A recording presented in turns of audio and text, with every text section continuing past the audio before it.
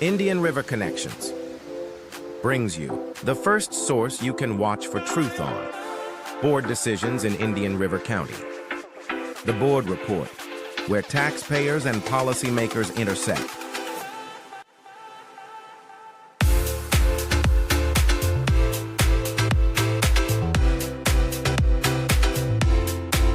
Be sure to subscribe on your favorite platform to get notified when we go live on Fridays at 7 p.m. Visit IndianRiverConnections.com for more. Sponsored by Gus Curran's House of Champions. Hey guys, that's it, right? We announced that last week that Gus Curran's House of Champions will be sponsoring the Board Report, right? Right, it's right there in the corner there. Yep. I'm looking at the stream. Facebook is lagging. House of Champions. Oh, Facebook got jacked. Yeah, Facebook's been giving us problems.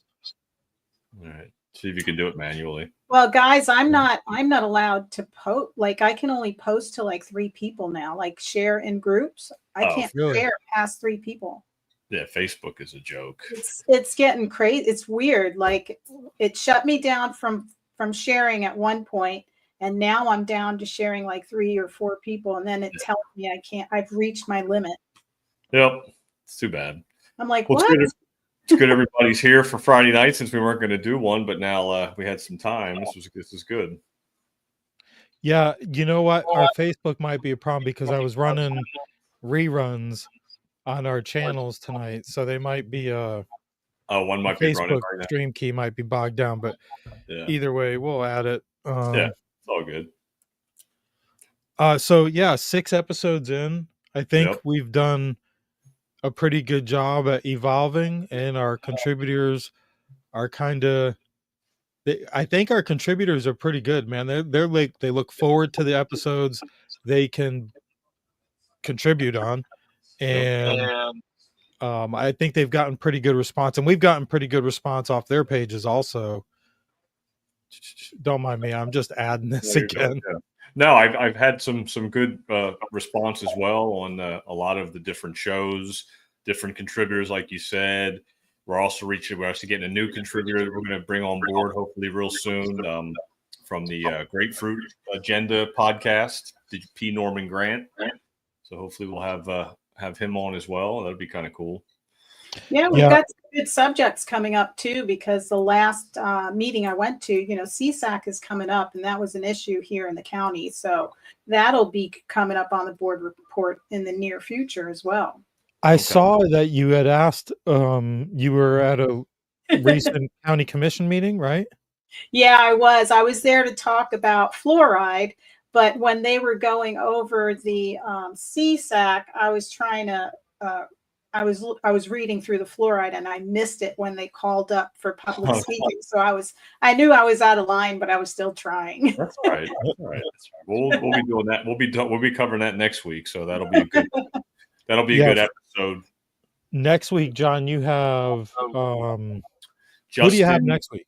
Justin from We Are Change Orlando. He's the one that's actually organizing all the fluoride like different meetings around the county commissions all around the different counties in the state, and then the Dina in Vero Beach as well. She's been heading up the local Vero Beach group of fluoride, getting fluoride out of the water. So she's going to be on the show as well, and then we'll have and then we'll do a panel like we did before too as well, and then we'll have Thomas too beforehand. So we'll have him back on. Yeah, I look forward to that one. I might just be a spectator for that one. We'll see, because we've got some after school activities going on that week. But I look forward to hearing more about the fluoride. I've seen their posts about county by county. They've been knocking it off the list, and certain cities and counties are reluctant, and it's interesting to see people wake up all of a sudden. I mean, fluoride's, they've been doing this to us for how long now? Long time. Right. And now all of a sudden it's people are starting to wake up. Yeah. You gotta wonder how much of that has to do with all of the other waking up in the headlines, I think it just came all together. Yeah, 100%. Yeah.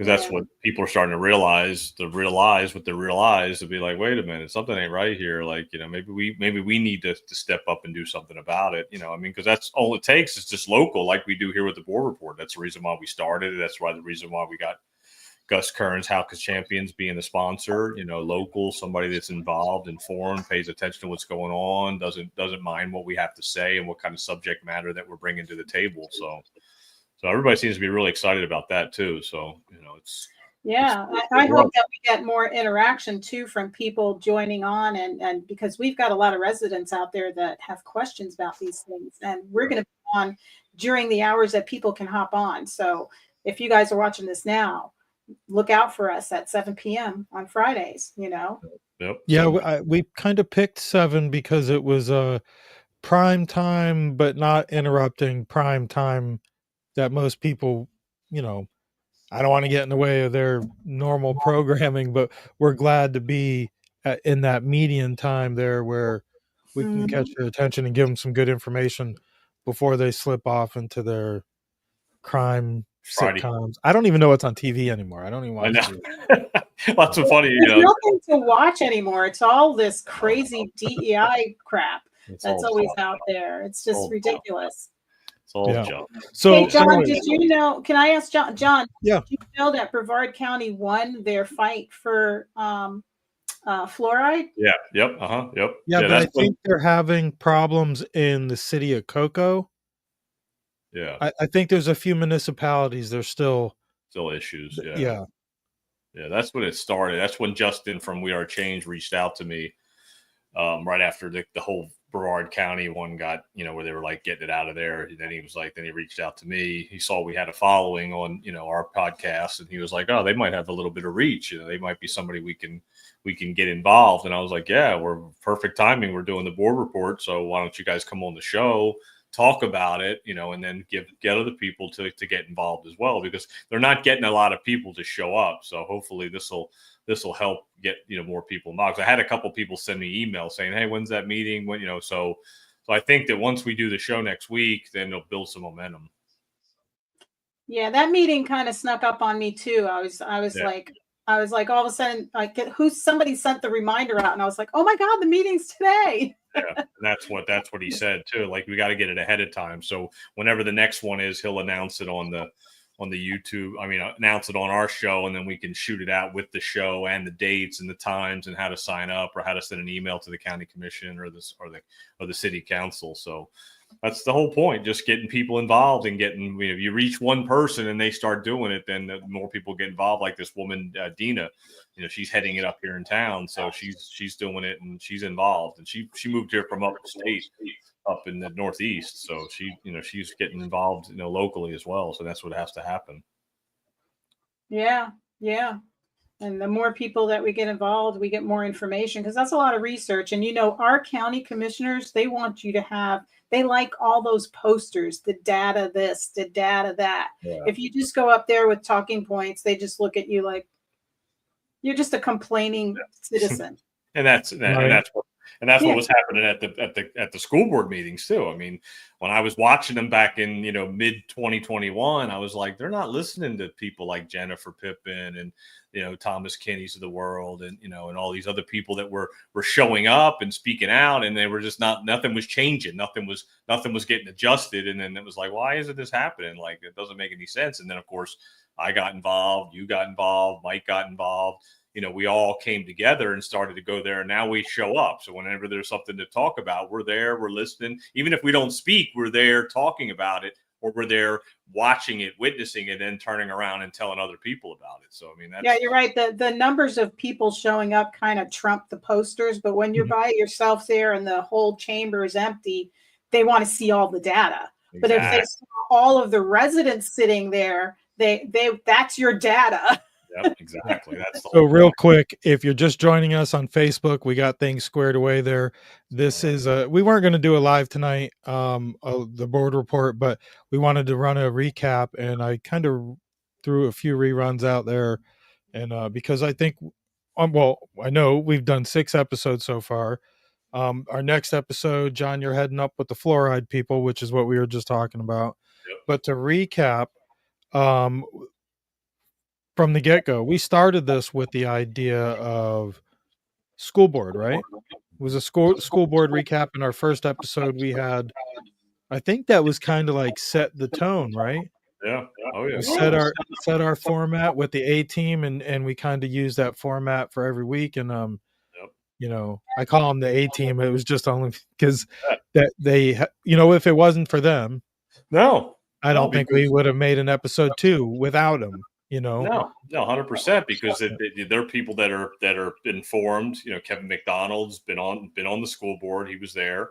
Jennifer Pippin's been going to there since day one, since the beginning of all the craziness. Thomas Kinney's writing Sunshine Journal, writing articles about it. Joann's been there covering with Bidford Chronicles. I've been there going to the meetings ever since the first time I went. I don't miss meetings, whether I go to it or I watch it. So we are the so-called experts on what's going on in those meetings. There's no other voice for that except for if you go watch it yourself. And then we have people, like you call them, the A team. They're like, they're the ones that go to the meeting, speak. They watch they watch all the different other and meetings. that's what I mean. Like even like the Jed Arnez in Fellsmere, or these people who go and sit through these meetings. Like even, you know what? If you're at home watching the hour-long board report, you're an A team too, because this is not like biting your tongue off type stuff. This is not, this is boring stuff, but it's important information because that's our tax money. People didn't realize, I didn't know the crap was in the school libraries if it weren't for social media, and you just thank God somebody was paying attention and somebody was speaking up. But yeah, our first episode, that was pertaining to the desegregation order. Am I correct? That's correct. Yeah. Right. The ongoing desegregation order for a school that has no racism. All it's doing is creating reverse racism. Yeah, it is. Yeah. And from what I've learned, the only segregation in the school are the student councils at the high schools. Yeah. Yeah. And the disciplinary policies. Because it counts how many Black African Americans have been expelled or been suspended, and if you reach your limit, you don't want to suspend them, so now you give them another alternative. So accountability loses face, because now that you can't look, if you did the crime, do the time. But what's happening is, because they have these numbers, that quota numbers, so if all the Black kids met the quota number, well, now, we can't go over that quota. So instead of suspending him, we're going to give him detention. Exactly. That's what I was dumbfounded to find out that these kids get disciplined at the school level, but these kids get disciplined at the district level.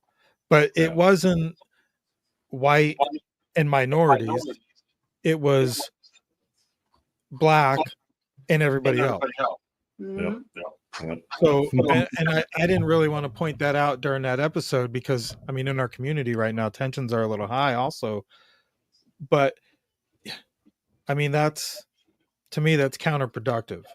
Yeah. And not just that, when you see protests like the immigration protests we saw down in town, you saw sectors of one group trying to pull the other group into their frame of mind of that, they're victims, or they're oppressed, when they're not, and then when they go to the bargaining table, they leave them behind. It's not about them, it's about me. They're just a tool.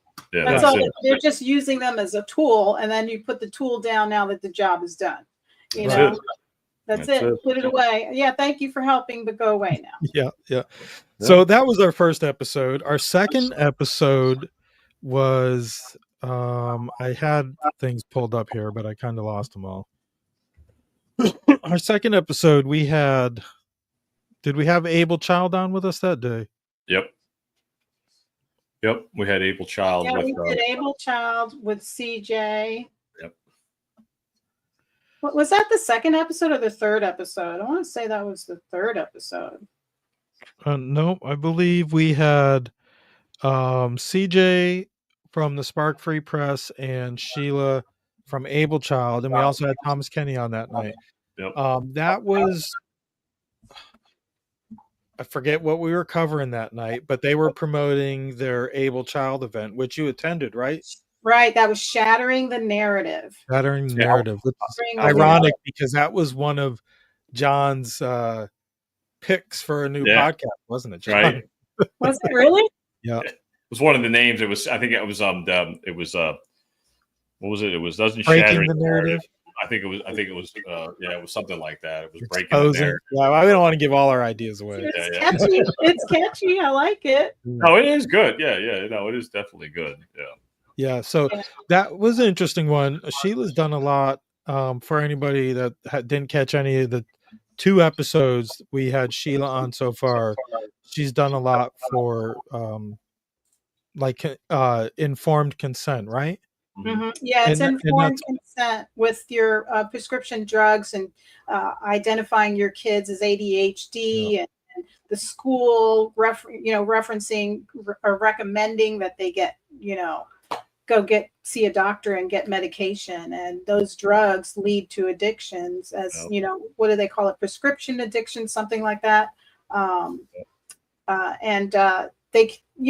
It led into the shootings. Like these kids that were at the shootings were all on these drugs.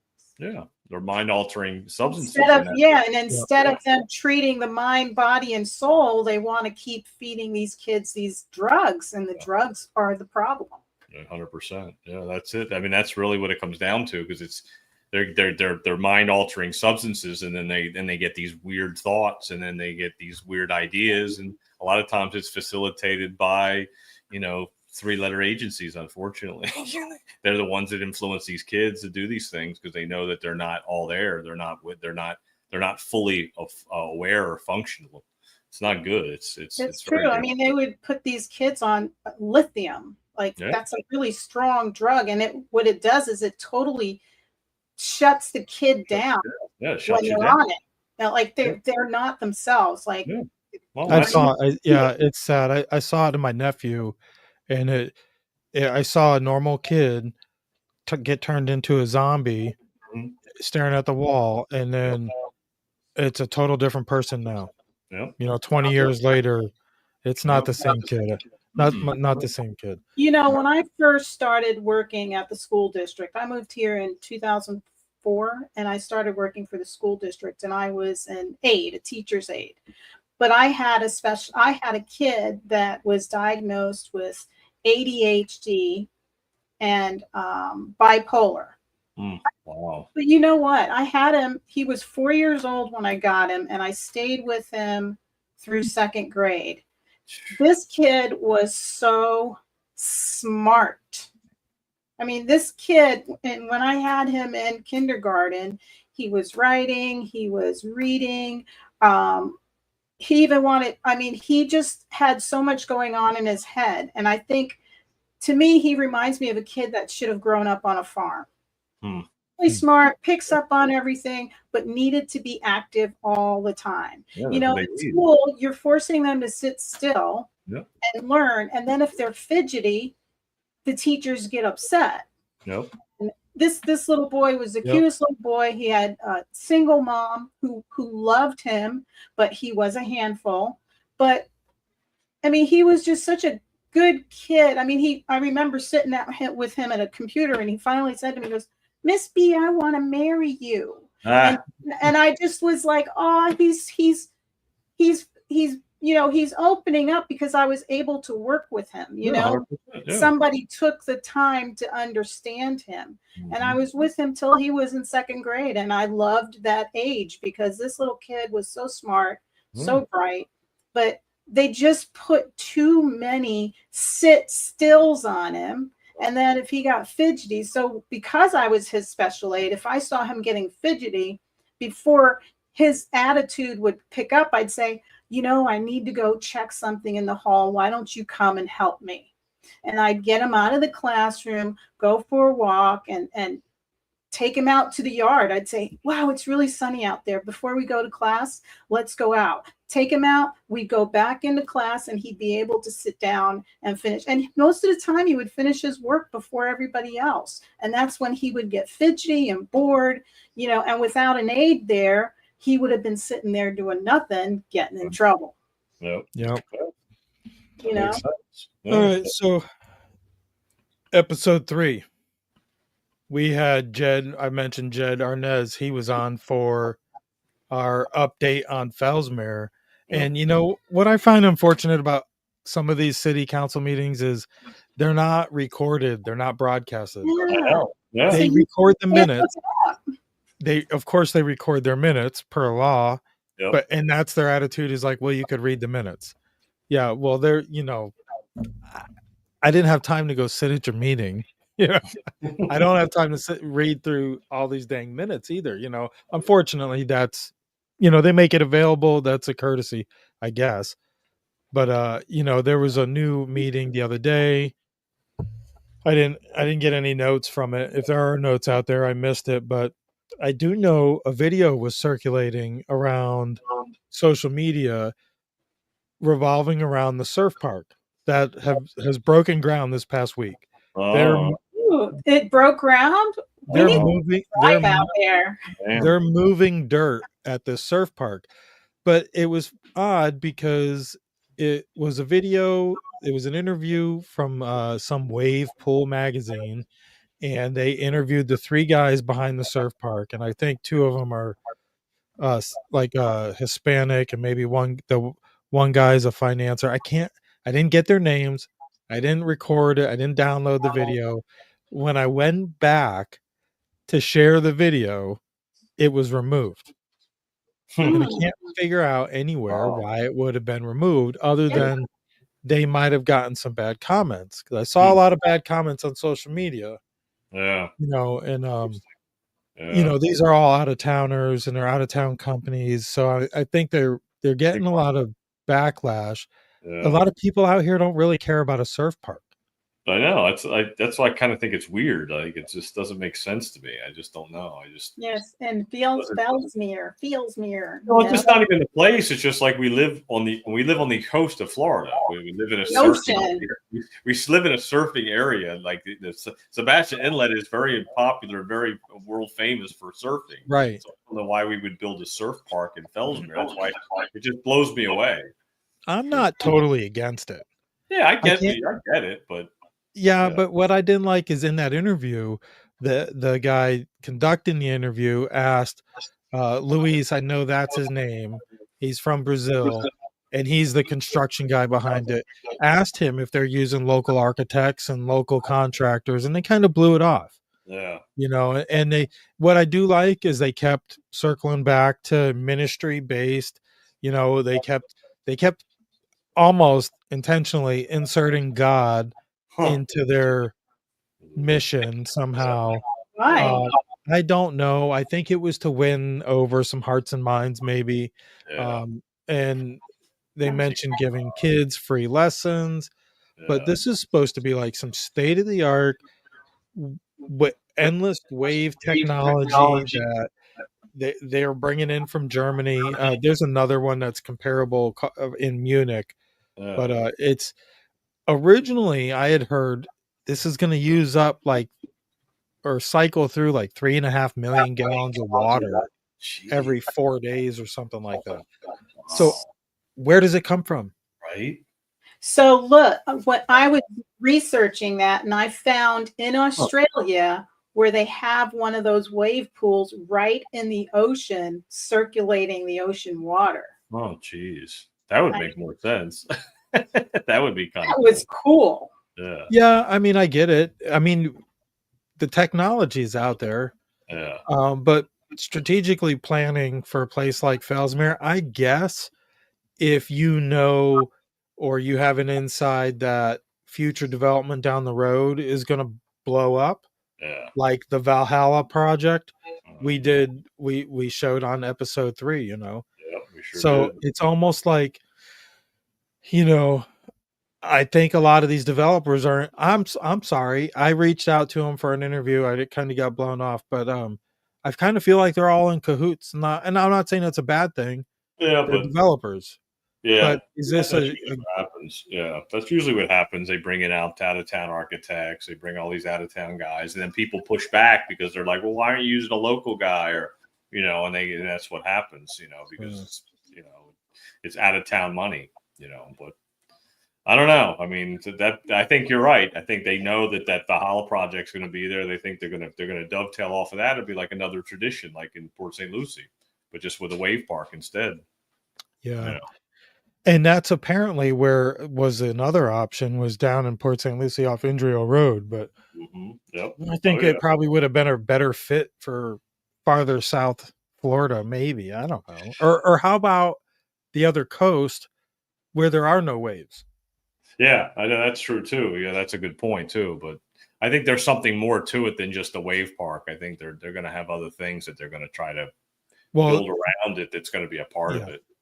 And supposedly there's going to be like dining there and food and health and stuff. And it sounds really nice, but it also sounds pretty expensive. Exactly. And it's right off of 95. So it makes sense to have that. You get right off 95. It's right there. So people coming down from up north, they're going, oh, that wave park's right off 95, right there on the way to the Keys. So it's going to be that stop too, because it's perfect for that thing. It's perfect for it. Yeah, let me see what I got going on here. We lose Joann. Sorry about that. That's funny. Yeah, so that was episode 3 with Jed Arnaz. I'm hoping to get Jed on again. Yeah. I'm really, I know the guy, he pays attention and he speaks up for the citizens, and I can appreciate that. Yeah. Everybody's comfortable getting on camera, so we'll see how he feels about coming back for a recap. But big things coming in Fellsmere. Yeah. Episode 3. I think episode 4 was the next board, the school board again. Another school board update, and it was about the K-8. That's right. I'm reading up K through 8. Time to innovate. If you watch the last workshop, that's what it was. They were everything was innovate. You got to innovate. That's the new word. That's the key word for 2025. K through 8. Time to innovate, because they're losing students. They have to come up with something, because they're going to lose their funding is what's happening. Yeah, I think the grades are going up. Supposedly the data is going good for the guy. But our superintendent, I think in a way, I mean, he's superintendent of the year for a couple different organizations. He's got a lot to live up to. Yeah. And I think in a way that's good. Either he finds another job that pays more, or he keeps trying to live up to that. Oh yeah. The bar he'll definitely find another job that pays more. That's his next step. The more money, the less responsibility. The next. That's always been the goal when you're in that position. When you get to that point, is like, all right, now I'm the superintendent. Oh, superintendent of the year. That's even going to get me another gig up in Tallahassee or up in Gainesville or in somewhere in the middle of the state where there's an opportunity for him to be a next level guy. And that's what happens. So that'll be next for sure. Yeah. He won't be around much longer. He'll be a dean or an education commissioner somewhere. 100%. President of a college. But that meeting covered the K through 8, like we mentioned, which I think was a big deal for us in our little town of Fellsmere, because it's only got the elementary school. Kids got to go to Sebastian, or Gifford to go to middle school. So I think it's not going to be for all kids.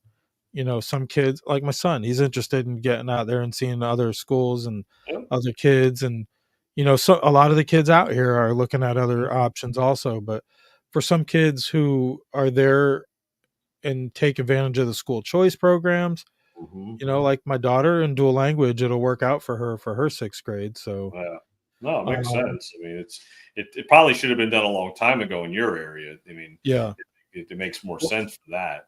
So there's gonna be that. Fellsmere will start 6th grade next year, and also next year, starting 6th grade, will be the New Wave Academy, which is a private school in partnership with the district. And they'll be out here in Fellsmere also doing a 6 through 8. And I did a little research into them. I met the couple behind behind the operation here in Fellsmere. Really nice couple. They want to do really good for the kids. It's another like private school out of the Miami area, I believe.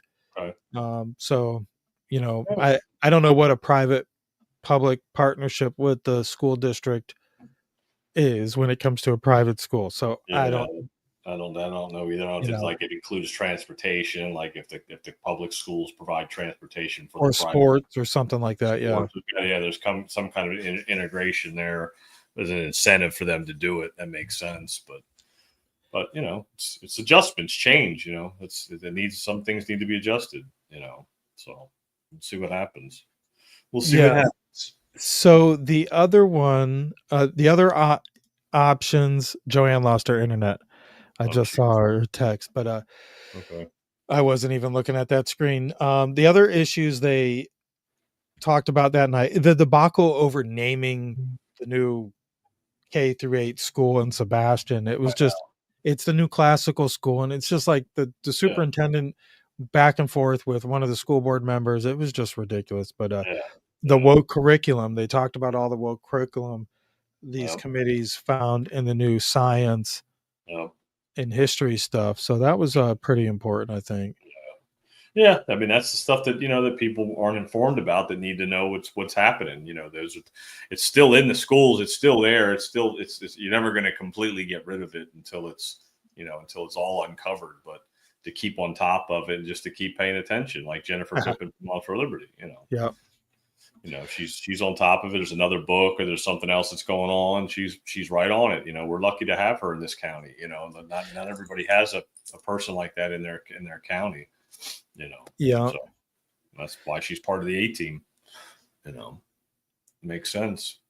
And the episode after that was, and then we did CJ again. It was CJ and Abel Child and George Cologne, right? Yep. That was our last episode. That was last week. Yep. Yeah, that was a good one. Yeah. Was it, or did I skip over some? I think that was it. Yeah, I think that was it.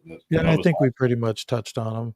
Yeah, that was it. And then George, talked about the fentanyl and the border crisis and what he's got going on here. He's got some more things to tell us too when he comes back on that he couldn't really tell us then about the sober homes and stuff like that that's coming up. So he's got his thumbprint on, his thumb on the pulse of what's going on. So, he's another one. So, I mean, you think about all these people we've brought together in this amount of time to build this board report on Indian River Connections. It's, it's growing, and, we're growing, and even our advertising and stuff, having a sponsor here and then doing our postcard mailing is getting filled up. So, I mean, we're getting people supporting us that way. We appreciate that. And it's only going to get better and better. Yeah, I'm looking forward to it. I'm glad to be working with Gus Kern's House of Champions and some other clients we've picked up at Indian River Connections. And, what we do at Indian River Connections, it's kind of evolved, right, John? Oh yeah, no, it's definitely evolved. I mean, because a lot of people know that we do podcasts, so like not everybody's doing podcasts, to get their information out as a business, and I think that that's a big part of it. And House of Champions, Gus wants to, do the sponsorship here, but then he might end up doing his own show. We have a couple other people that are interested in doing their own show, so we give them a platform to do that in a virtual studio is what I explain to people. It's a virtual studio like you see on the screen right here, so it's a way to get people to get to know you before they walk into your business, and not everybody, it's not for everybody, but it definitely makes sense. And then of course, the print advertising that we're doing, the spotlight that we do, the small business spotlight is a big deal too. That helps a lot of businesses like Olivia's over there on the out west of town at the airport, Pete Conte, you know, he's got a good business out there that's a big patriot and supports us and supports what we do. So I mean, there's a lot of people coming into the mix. Caps Pizza getting involved with what we're doing with the card, with the postcard, and you know, and seeing the excitement of it, like, oh wow, you guys are doing something that, you know, that's really not being done around here that might help a small business at a small, you know, a small price. It won't cost you a fortune to get your message out there and brand your business, you know, and that's what people need right now, because, you know, the economy is not, you know, it's not booming right now, but once it starts to build up, they'll already be doing it. So then they'll be like, oh, I'm already doing my branding with this. Now I have extra money. Hey guys, I want to do something else. I want to do more. You know, not everybody has that extra money right now. So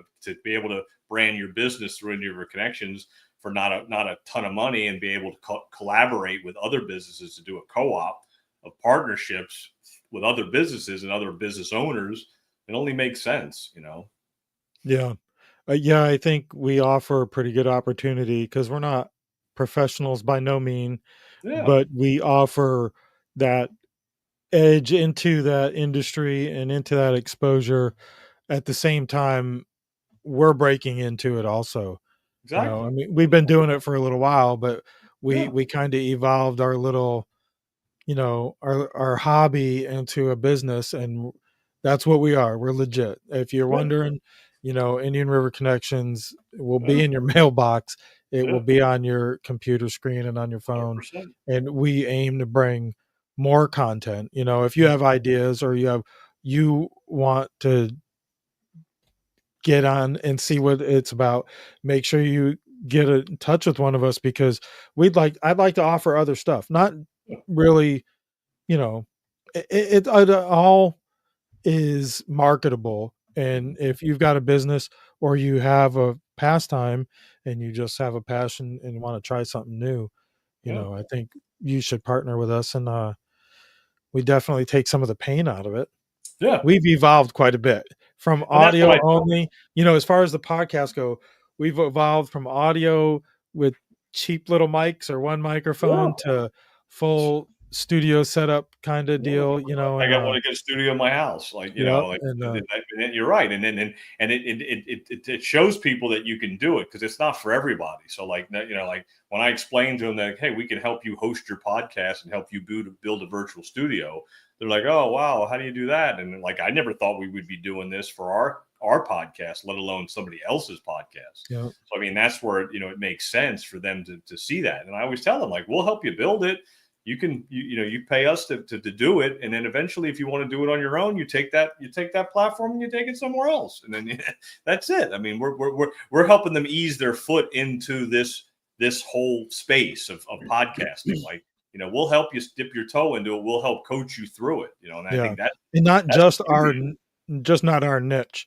I'm hoping, I don't want to like shoot ourselves in the foot, but I'm hoping to bring all kinds of different variety to our platform. And you know, whether it be geared towards women and their beauty techniques, or how to cooking briskets and ribs, you know, like we're going to try to get some more stuff out there for our people, and it might be you. So you know, if you want to see and collaborate and brainstorm it, how we can help you make that happen, or how you can help us make that happen, definitely shoot us a message. But John, that's all I got. I didn't really want to keep anybody late on Valentine's Day. Yeah. You know, I wanted to recap a little bit. We threw a couple episodes. I think I ran the first 3 episodes, which was pretty good. You know, we got some more views and more exposure on them, and we'll be back next week with the people for fluoride, right? Yep. Not for fluoride. Yeah. Against fluoride. We are Change Orlando and some local folks here as well, as and Dina and we are Florida. So I mean, we are Change. So it'll be good. I mean, it's a good platform from them to get on, and it's good for people to get informed on how they can get involved. So that's the main thing, you know, to get people involved. So it'll be good. And the Friday after that will be another school board update. Yeah, that'll be another update, because they just had their workshop the other day. So that'll be the board meeting next Monday, and then come back around again, and we'll have another one. So So in the meantime, you can find both our shows on Tuesday nights at 8 p.m. Or any night. They're out there. So on YouTube, Rumble, X, Spotify, To The Point podcast, and TGI Now podcast. And Joann, she was putting together a compilation. She's been interviewing some J6ers that can really use some support and help. No, they're wondering about us, Thomas. They're wondering if we called in sick. But yeah, so keep an eye out for Joann's videos. She's trying to help out the J6ers. She's bringing their stories to you, and she threw together a couple of GoFundMe's because some of these guys can really use some help. After being locked up for 4 years and only having 1 or 2 decisions to make every day, to being let go at 6 o'clock based on what the guards saw in the news. Like the one guy I saw and 2 guys in one coop. They're like, how'd you find out? He's like, well, the guard came and said, come on, Jackson, or whatever his name was, you're getting out of here. He's like, no way. So he's like, me being curious, they're doing, they're taking me to where I got to go. And they're like, he's like, what's the process? Is this going to be a while? Like, you got some paperwork? And the guy's like, no. And he's like, what do you mean? He's like, well, we're just getting ahead of it. We saw the news. Yeah. We saw him sign the executive order. And he's like, that's it? Like, he was scared. Right. Like, he was reluctant. Like, I would have been too. I can walk out now? Like, you sure? Like, I don't have to sign?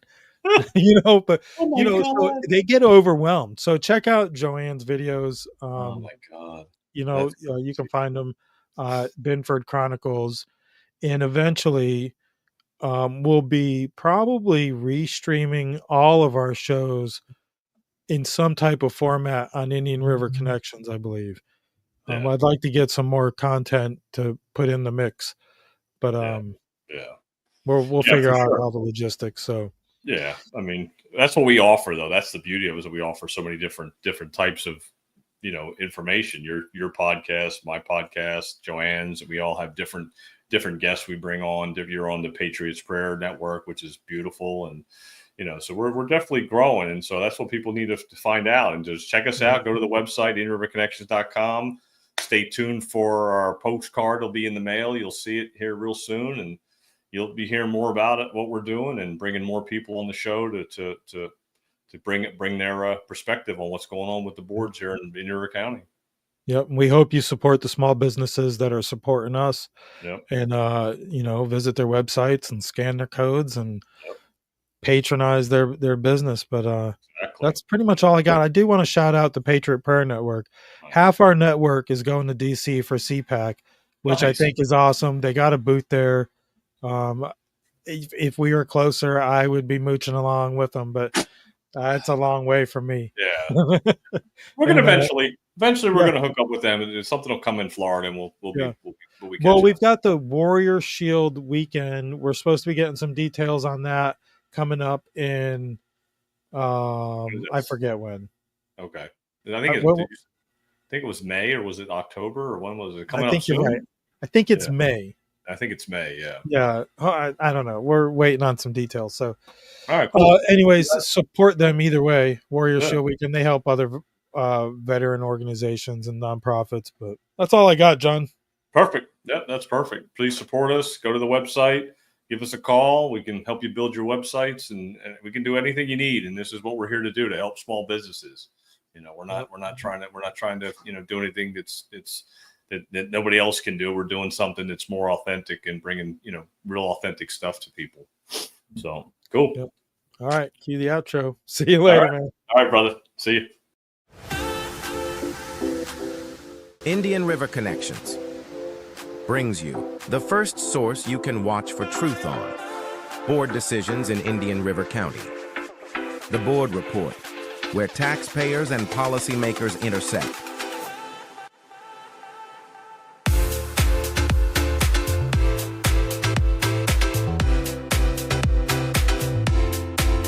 Be sure to subscribe on your favorite platform to get notified when we go live on Fridays at 7 p.m.